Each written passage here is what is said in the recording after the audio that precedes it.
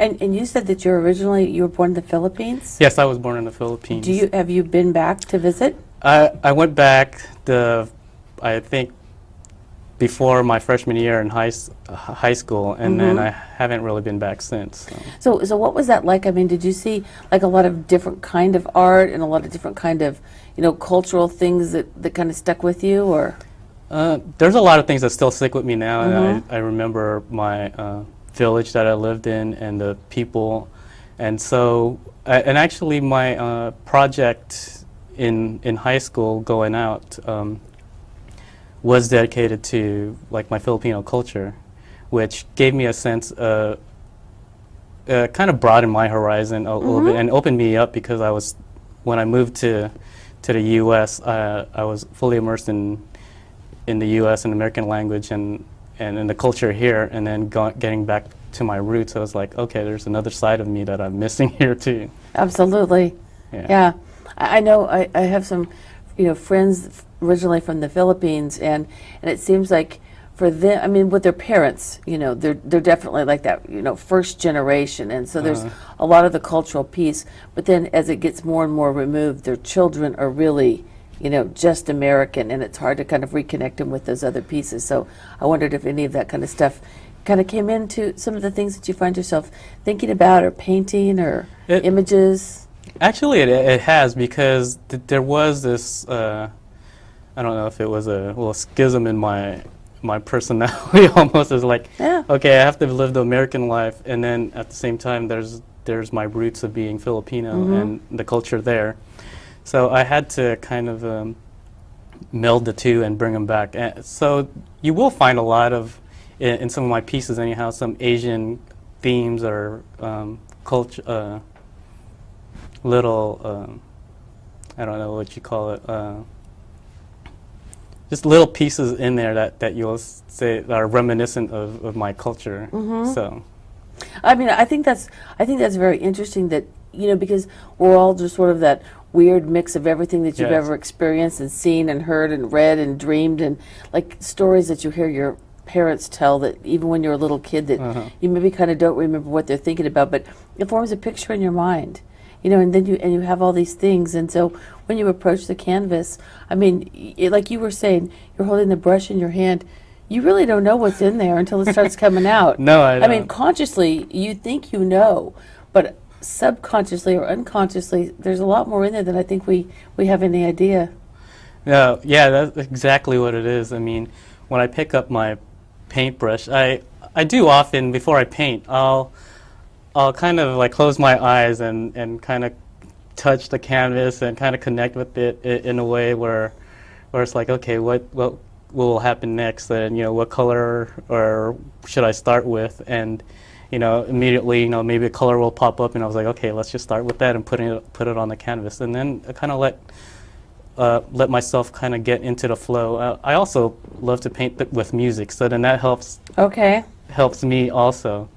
And get that energy kind of flowing and moving in the direction. So I'll move with the beat and paint with that as well. Do you find that your paintings look different depending on what you're listening to? Like different things trigger different, emotions and... Yes, definitely. There's that. I've noticed that a lot. I mean, there's certain ones that have more upbeat tones, and I'll find myself having more brushstrokes that are kind of like shorter and more direct and really kind of just hard lines. And then there's some, when I listen to flowing soulful jazz music, my rhythm kind of slows down a little bit, and I tend to... It gets curvier. Yeah, it gets curvier and a lot more flower. So. I was reading this a magazine, and there was a poem in it, and it was talking about, my friend says that she can't listen to National Public Broadcasting anymore when she's sculpting or something. The eyes keep coming out too sad, which is what made me, I flashed on that, and I thought, sometimes what you're listening to, it puts you in a certain frame of mind, or serious or sad or thoughtful or reflective, and then that you find that kind of comes out. Yeah, that is true, because then I tend to pick more music now that are upbeat and have a positive message, and where the artist is really wanting to convey a message that empowers people, as opposed to other music there. I mean, I enjoy them because they've got a lot of great beats in there. However, when that's not kind of direction I want to put my art right now. I like that. I like that word empowering because where I work, we use that a lot. Empowering people who've been victims to move into survivor, and like just take charge of your life and being proactive about, like we say, be the change you want to see in the world. Yes. So it's like as an artist, you have a lot of freedom, and to some degree, I mean, however you choose to accept it, you have a certain like responsibility to convey what your truth is and what your message, how you feel that and how you see it and how you experience that. Yeah, I definitely want to have a product that promotes, the brighter side of life and, the things that will encourage people. I mean, sometimes, that's kind of what's also great about paintings and art in general too, because, several people can look at the same thing and have several different reactions, exactly. which is exciting in itself as well. And I'm really looking forward to, or I love looking at people looking at my art and having various reactions to it. So with that aspect, it really thrills me to.